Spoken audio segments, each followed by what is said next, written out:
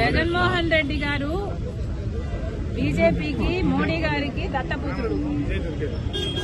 జగన్మోహన్ రెడ్డి గారు తనని తాను కాపాడుకోవడం కోసం సాయిరెడ్డిని బీజేపీ దగ్గరికి పంపించాల్సిన అవసరం లేదు. ఎందుకంటే జగన్మోహన్ రెడ్డి గారు ఇంతకాలం సాయిరెడ్డిని తన దగ్గర పెట్టుకునే బీజేపీ నుంచి ఫేవర్స్ పొందాడు, తనని తాను కాపాడుకోగలిగాడు.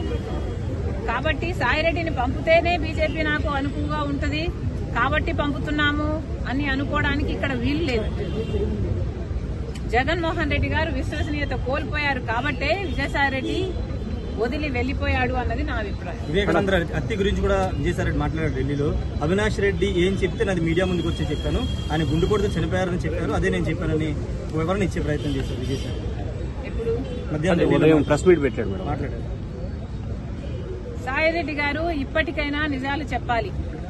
ఈ నిజమే కాదు, ఇప్పుడు నిజం చెప్పారు సంతోషం, ఈ నిజమే కాదు మీరు ఎన్ని అబద్దాలు చెప్పారో మీకు తెలుసు.